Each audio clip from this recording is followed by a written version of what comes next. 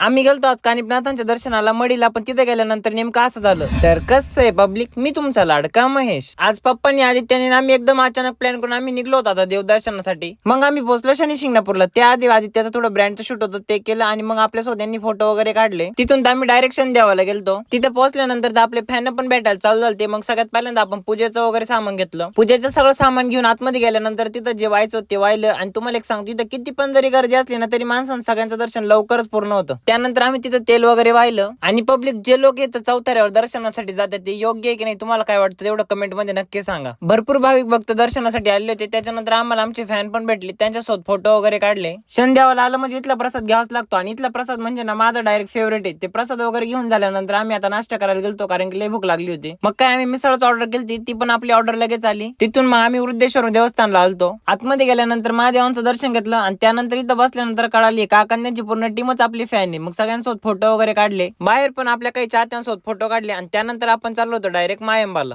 मायंबाला मच्छिंद्रनाथांच्या दर्शनासाठी वर गेलो. तिथला व्ह्यू पण एवढा भारी होता ना, काही मापच नाही. तिथे दर्शन वगैरे घेतल्यानंतर आम्ही डायरेक्ट आता पोहोचलो होतो मडीला. मडीला पोहोचल्यानंतर तर कानिपनाथांचं दर्शन घेतलं आणि त्याचबरोबर आपल्या सगळ्या नवनाथांचं पण दर्शन झालं. पण माणूस किती पण लोड मध्ये जरी असला ना, त्याला किती टेन्शन आलं ना, देवाला आलं म्हणजे एकदम चैतन्यच वाटतं बरं का. तिथंच विठ्ठल रुक्मिणीच्या मंदिरामध्ये ना खाली खोल अशी गुफा आहे आणि त्या गुफेमध्ये महादेवाचं मंदिर आहे. त्या गुफेत खाली गेल्यानंतर आम्ही महादेवांचं दर्शन वगैरे केलं. त्याच्यानंतर आपले फॅन वगैरे भेटले, त्यांच्यासोबत फोटो काढले. आणि आता संकेत आणि ऋषिकेश म्हणतात चला लवकर आपल्याला घरी जायला डायरेक्ट संध्याकाळ होणार आहे. बरं आता व्हिडिओला लाईक करून घ्या ना, आपल्या नवनाथांची नावं कमेंट मध्ये टाईप करा.